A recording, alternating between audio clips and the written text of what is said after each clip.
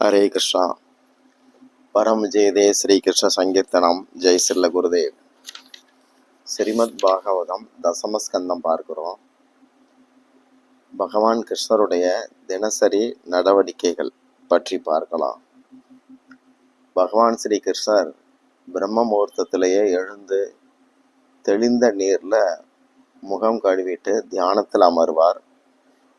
எந்த வெளியூர் போனாலும் சரி, இந்த நியமத்தை அவர் விடலை. தமோ குணத்தவர்கள் தான் பிரம்ம முகூர்த்தத்தில் தூங்குவாங்க. காத்தால சூரியன் உதிக்கிறதுக்கு 1.5 மணி நேரம் முன்னாடியே ஒருத்தர் தியானத்துக்கு தயாராகணும். ஆனால் இன்றைக்கு உத்தியோகம் பண்ணுற எல்லாமே அந்த நேரம்தான் கொஞ்சம் பெய்த்தனமாக இருக்கிறாங்க. பொதுவாக பிரம்ம முகூர்த்தத்தில் கடவுளை நினைக்காம இருக்கிறவங்கெல்லாம் சுத்த தமோ குணத்துக்கு போயிட்டு அடுத்து அசுரத்தனமாக தான் பிறக்க வேண்டி வரும். அப்போ அவர் அந்த அதிகாலை பொழுதுல எழுந்து சாதனை பண்றார். அப்படி பண்றவங்களுக்கு இயற்கை சாந்தமான அனுகூலங்களை தரும். மேலும் பிரம்ம முகூர்த்த சமயத்துல தான் பக்தர்கள்லாம் அதிக அளவுல பகவானை அடையிறதுக்காக தியானம் பண்றாங்க, நாம ஜபம் பண்றாங்க. அந்த சமயம் பகவானும் அவங்களுக்கு அனுகூலமா இருக்கணும்னு சொல்லி, அதாவது அடைய வேண்டிய அவங்களுக்கு அனுகூலமா இருக்கணும்னு சொல்லி எழுந்திருச்சு இந்த நியமங்களை கடைபிடிக்கிறார். மாசற்ற இந்திரியங்கள் அவருக்கு உறுதியான ஆசனத்தில் அமர்ந்து மடியில 2 கமலக்கரங்களையும் வச்சிருந்து புருவ மத்தியில நிலைச்ச பார்வையோட ஒரே நிலையில மாறுதல் இல்லாம அந்த சர்வ காரணன் தன் சொரூபத்தை தியானிக்கிறார். உலகுக்கு இப்படி தன்னை முன்மாதிரியாக காட்டுறார். வானத்துல அருணோதயம், அதாவது சூரியன் உதிக்கிற போது முதல்ல செம்மை நிறம் வரும். அதுக்கு முன்னாடியே தினசரி கடன்களை முடிச்சுட்டு சங்கல்பத்தோட முறைப்படி நீராடுவார். ஒரு தூய ஆடை அணிந்து தோல்ல உத்தரியம் போட்டுக்கிட்டு சந்தியா பண்ணுவார். சந்தி, தர்ப்பணம், காயத்ரி, அக்னிகோத்திரம் இதெல்லாம் செய்வதற்குள்ள சூரிய உதயம் வந்துடும். சூரியன்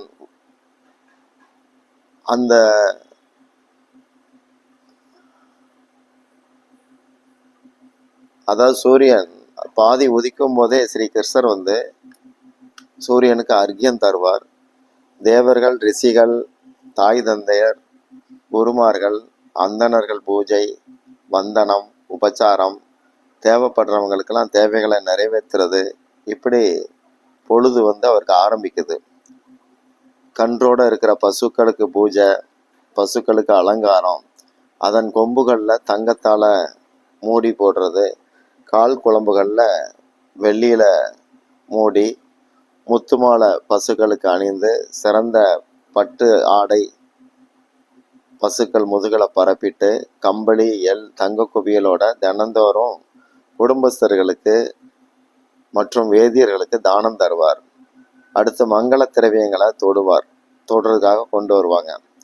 அப்புறம் துளசி, அரச மரம், நெல்லி மரம், வில்வ மரம், இந்த புனித மரங்கள், பசுனை, பசுந்தயிர், புனித தீர்த்தம், இந்த மாதிரி புனித பொருட்கள், அப்புறம் காளை, யானை, கருப்பு காதுள்ள குதிரைகள், இது மாதிரி மங்கள விலங்குகள், மங்கள பறவைகள், இவங்களையெல்லாம் தரிசிக்கிற மாதிரி, அதுக்கப்புறம் உபசரிக்கிற மாதிரியான சம்பவங்கள்லாம் நடக்கும்.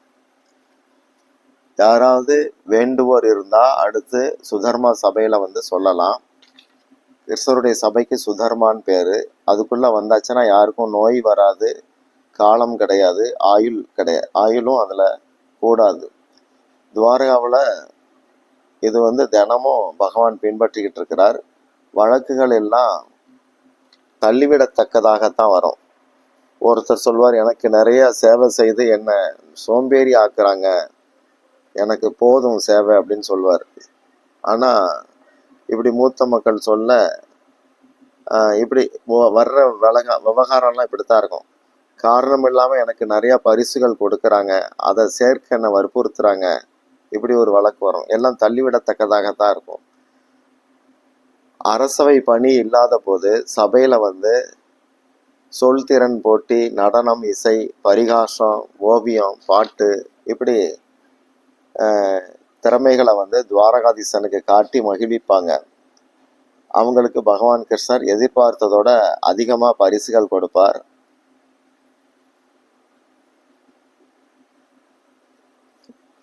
உலகுக்கும் அவர் பகவானா இருக்கிறதுனால, தலைவனா இருக்கிறதுனால, வேற வேற பகுதிகளில் இருந்து கூட கலைஞர்கள்லாம் வந்து பரிசு பெறுவாங்க. பிற்பகலுக்கு சற்று முன்பாக சபை கலைஞ்சிரும். மதியம் ஸ்நானம் பண்ணிட்டு சந்திக்கு பிறகு உணவு, அப்புறம் விருந்தினர்கள், அந்தணர்கள், முதியோர், இயலாதவர், சிறுவர், கர்ப்பிணிகள், பச்சை குழந்தைகள் உள்ள பெண்கள், இவங்களையெல்லாம் சாப்பிட வைப்பார் கிருஷ்ணர். வேலைக்காரங்க வரைக்கும் சாப்பிட வச்ச பிறகுதான் பகவான் கிருஷ்ணர் சாப்பிட போவார். தன்னுடைய கணவருடைய பிரசாதம் தான் எங்களுக்கும் அப்படின்னு சொல்லி அரசிகளும் காத்திருப்பாங்க. அவங்களுக்கு அதில் தான் உரிமை. அனைவரும் பிரசாதம் பிரியார்கள், பிரசாத பிரியர்கள். கிருஷ்ணர்கிட்ட வாங்கி சாப்பிட்ட பிறகு சாப்பிடணும் அப்படின்னு இருப்பாங்க. சாத்தியகி, உத்தவர் கூட அப்படித்தான் இருந்தாங்க. பிற்பகல் உணவுக்கு பிறகு கொஞ்ச நேரம் ஓய்வு. இந்த சிறு ஓய்வு நேரத்துல தான் மகாராணிகள் கிருஷ்ணருக்கு பாத சேவை செய்வாங்க, விசிறுவாங்க. இந்த வாய்ப்புகள்லாம் கிடைக்கும். பிள்ளைங்களை பற்றி ஏதாவது கலந்து பேசுவாங்க. அடுத்து ராணிகளோட கொஞ்ச நேரம் கலகலப்பாக விளையாடுவார். பிறகு அண்ணன் அல்லது உத்தவர்கிட்ட கலந்து ஆலோசனை பண்ணுவார். பகவானுடைய 3ஆம் ஜாமம் இப்படி தான் செலவாகும். 4வது ஜாமத்தில் வந்து நகர்வலம் போவார், பெரியவங்களை பார்ப்பார், மேற்பார்வையிடுவார். நகரை தாண்டி கிராம மக்களை சந்திப்பார். கடற்கரை மக்கள், மீனவர்கள், வனவாசிகள் இவங்களெல்லாம் சந்தித்து பேசுவார். அடுத்து சூரியன் மறையறதுக்கு முன்னாடி ஒரு முறை நீராடுவார். சந்தி, காயத்ரி, மாலையில் அக்னிஹோத்திரம், இதுக்கப்புறம் ராத்திரி முதல் ஜாமம் சாஸ்திர சர்ச்சை, அதாவது சாஸ்திர விவாதம் நடக்கும், சத்சங்கம் நடக்கும். வயோதிக வித்வான்கள், முனிவர்கள்லாம் வந்து நல்லபடியாக சத்சங்கம் பண்ணுவாங்க. வித்வானான அந்தணர்கள் அல்லது சூதர்கள் கூட இதிகாச புராணங்கள்லாம் பேசுவாங்க.